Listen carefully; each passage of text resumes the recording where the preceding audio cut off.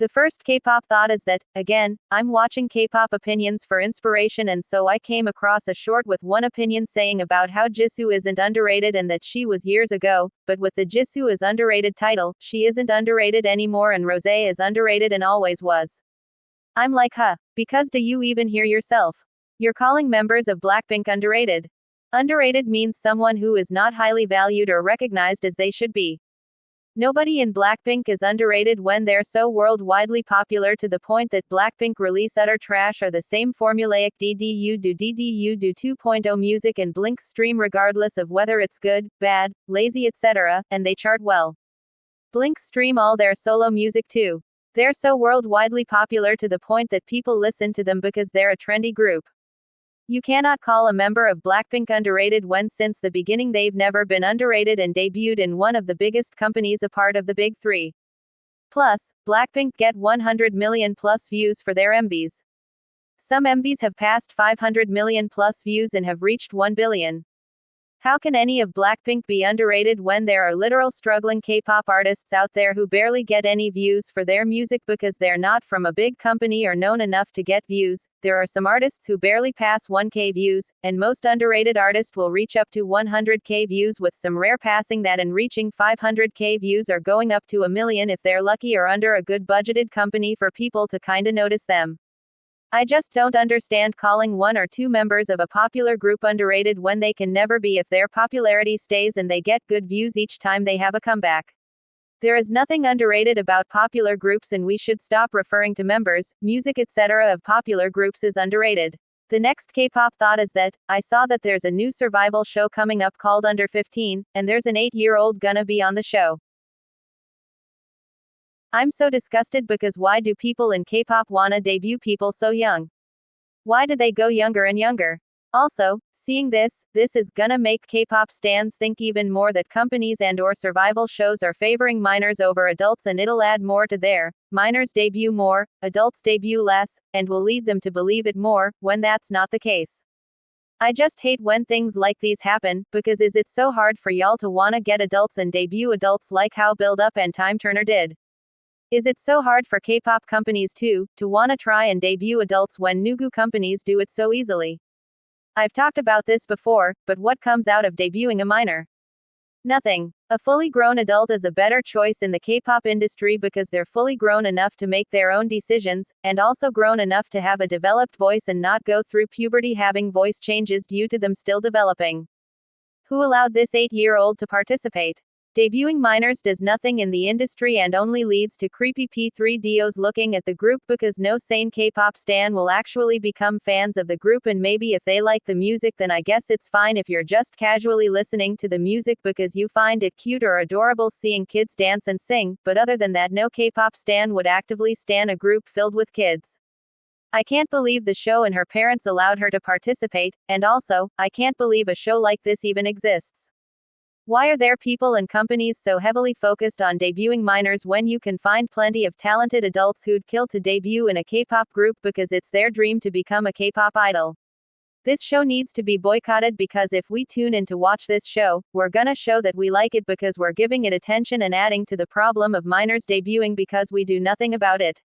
This 8-year-old should be enough for you to boycott. The next K-pop thought is that, this is no hate to the K-tuber whose video I got this from, because I'm only sharing thoughts and not criticizing or hating on their content, but they recently released a K-pop collabs that I love video which is harmless to make, but in the video, they added 2 songs by Got the Beat, SM's project girl group of SM artists Girls on Top's subunit, a song by L7 plus Zup, formed by Mnet's Queendom Puzzle, and a song by Super M, SM's project boy group of SM artists. Now, I found this odd to be adding these groups to a video for their favorite collabs, since looking at the meaning of collab which I saw on iconcollective.edu, it says that music collaboration is when 2 or more creatives come together to produce a musical project, which shows that people come together to create music. And when you collab with someone beyond anything, not necessarily related to music, a collab is a one-time thing. When people collab on a video with other YouTubers, they'll collab again with the YouTuber if they want to, and say that they're back with XX YouTuber, and it was never a permanent thing. These groups are project groups formed by people, and while these groups are also not a permanent thing, they don't only release one song and then months or years later come back again to release another song, because they're promoting together as a group of people for a while, releasing different music, and doing different activities together. A collab to me is when one group and another group collab, and not when members of different groups are coming together as a group, be it their own choice or be it formed by someone else. I never consider groups like these as collabs. If you consider these groups collabs, then you should consider other groups like IZ*ONE a collab as well, because there are 1 to 2 members who are from a previous girl group named EA, or OkKuRrR as a collab too because of Hyunjin being from CLC and Jesiraeaviles being from Busters, or groups like I Met You from Time Turner, having members like Hyunyeop Lee who was from the girl group Viva and then years later debuted solo, etc. At this point, why not consider every group a collab, because in one form or another, especially with Nugus, there's an idol or two in the group who has debuted before either in a previous group that didn't last, or as a soloist but they debuted into a group.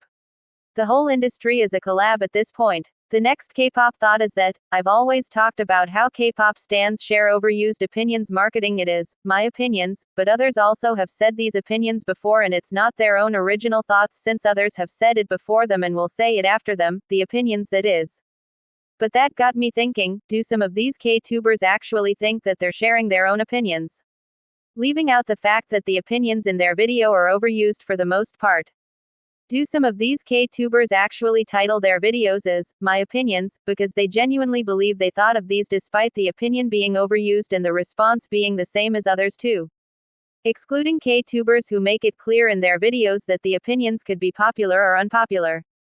I mean, there could be a possibility of these things happening, because there was a long time ago for me, before I started making mashups on my other channel, where I would write down mashup ideas in a notebook, and I had one mashup idea which later on I found out that some other mashup creator made the same idea. So, if I had not seen that video, I would have thought that mashup idea was my own, so this could be the same with K-tubers, and maybe not all of them are sharing overused opinions because they know that this type of content is lazy content and can be easily edited and uploaded for views, and maybe they're actually sharing opinions that they thought of. The next K-pop thought is that, on the topic of overused opinions. Here's another way I've looked at unpopular K-pop opinions and overused opinions, that there's a possibility for people to have the same thoughts as others, because I've had 2 thoughts already in my opinions video that were also said by Soft Fortang in their opinions video, and so I was thinking that maybe some of these K-tubers could be having the same thoughts as others and their opinions could just be a coincidence to overused opinions, and there could be a possibility of this happening.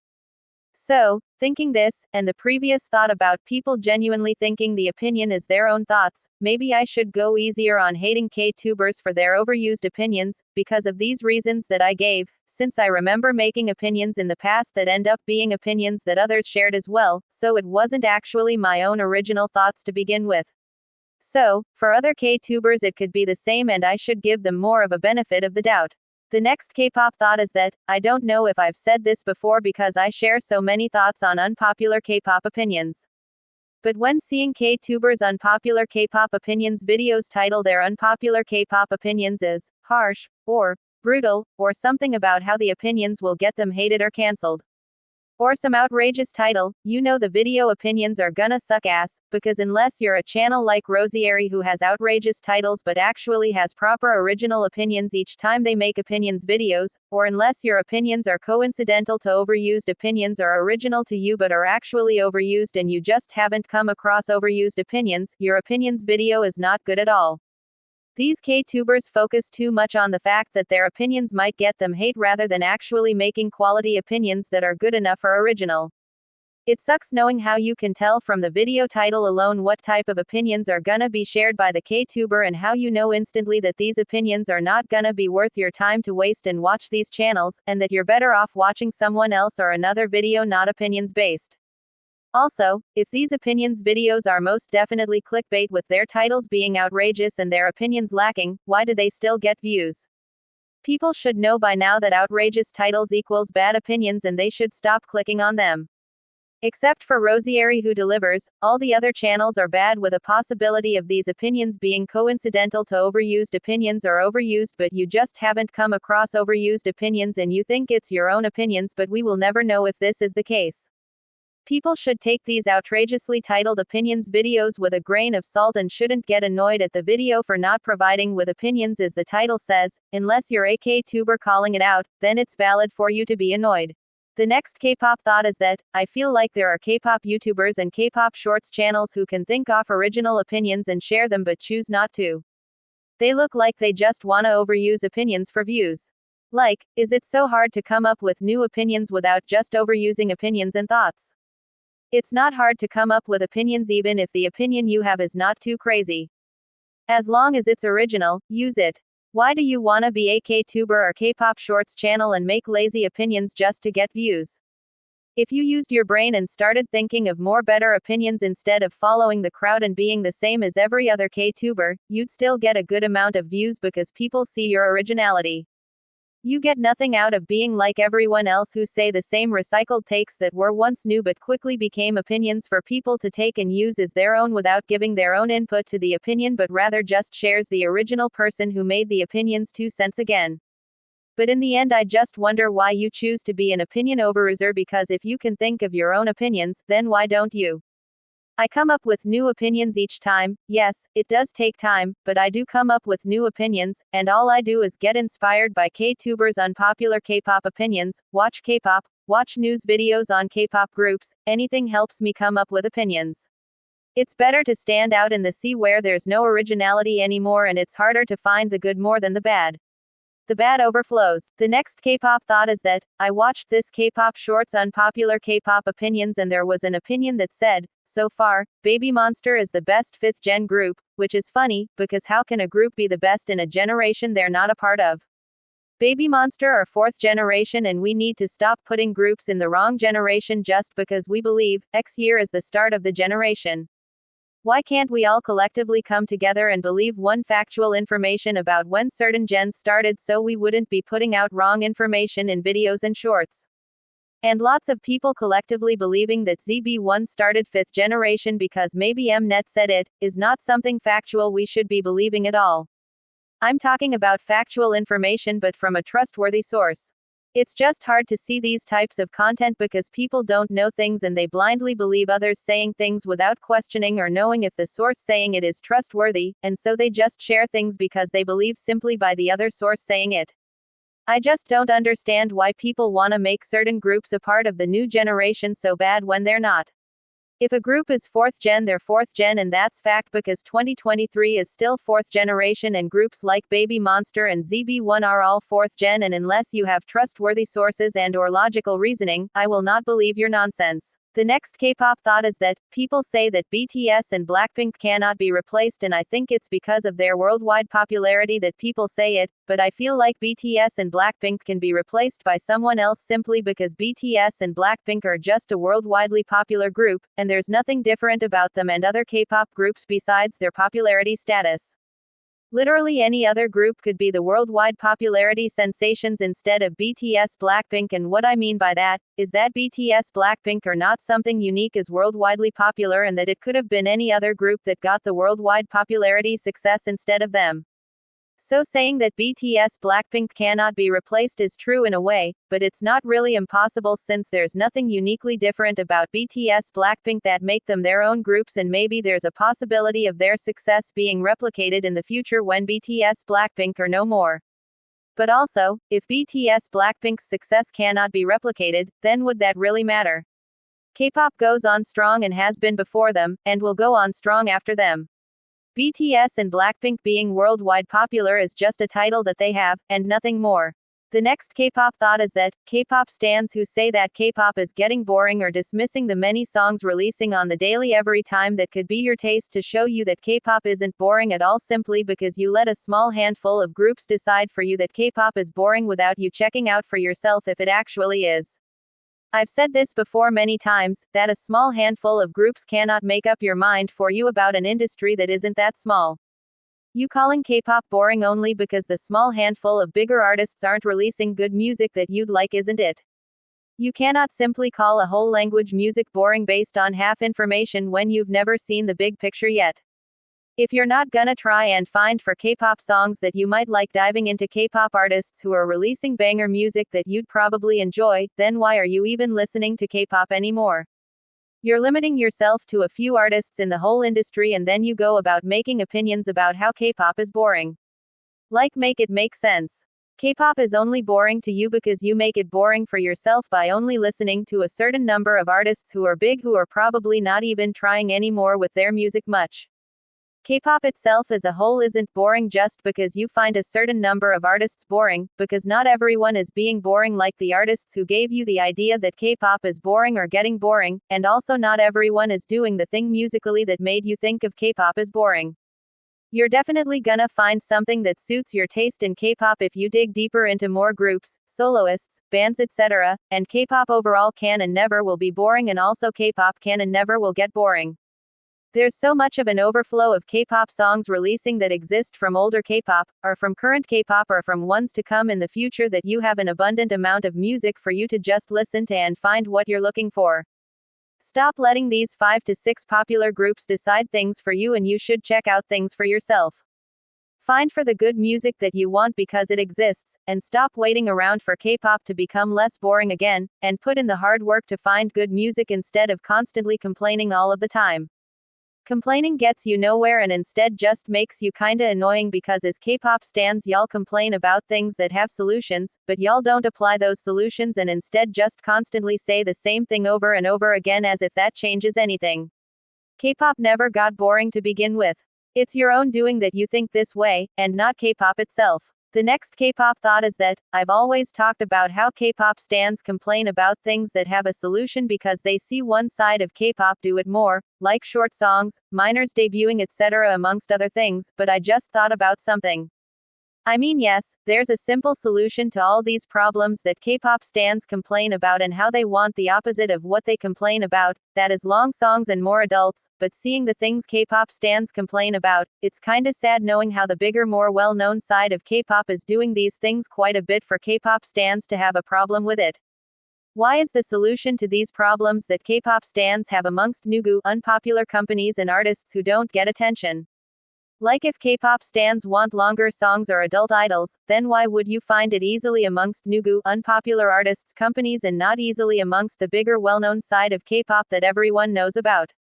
Also, another thing is that, I mean, it's true that K-pop is a big industry and bigger popular artists and companies don't only fill up the industry and bigger budgeted unpopular nugu artists and small budgeted nugu artists make up the industry as well, but like, why aren't bigger labels and artists doing the things K-pop stans want? Who is asking for minors in K-pop and shorter songs amongst other things when lots of K-pop stans are against it? Who do these K-pop companies cater to that you find quite a bit of minors debuting and songs below 3 minutes amongst mainstream K-pop? Because while it's true that you can find solutions to these problems as I've said multiple times, which is looking at nugu, unpopular artists, why is it less amongst the bigger, more well-known side of K-pop? What are companies achieving by doing this? Nothing comes out of debuting minors, and while short songs can be good, there are short songs in K-pop like NewJeans' Super Shy that is just short viral garbage lazily made and released.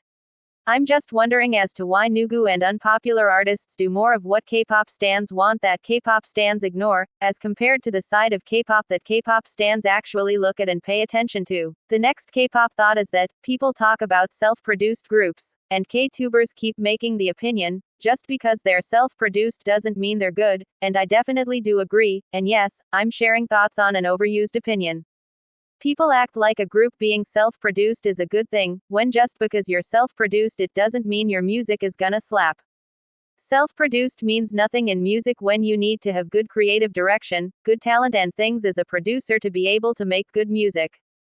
I could learn music production and be able to make music, but that doesn't mean I'm good at it than an actual producer.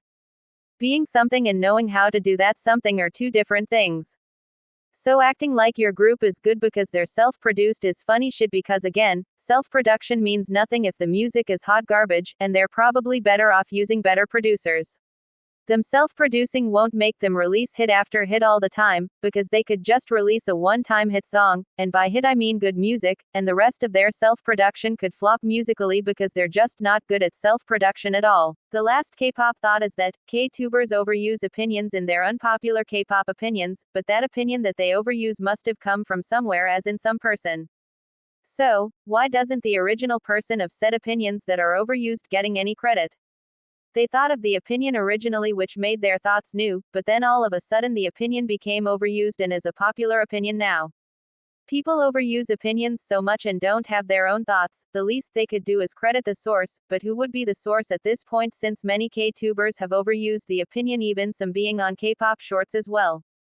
How can you pinpoint the exact origin of the opinion in the sea of overusage of that opinion? I genuinely feel sad for the original creator because their original opinions aren't theirs nor original anymore due to others, and I would hate it too if one of my opinions became an overused opinion, because the opinions that I think of now, our thoughts, are all 100% original thoughts that I take time to think of and I try to write it down as clearly as possible.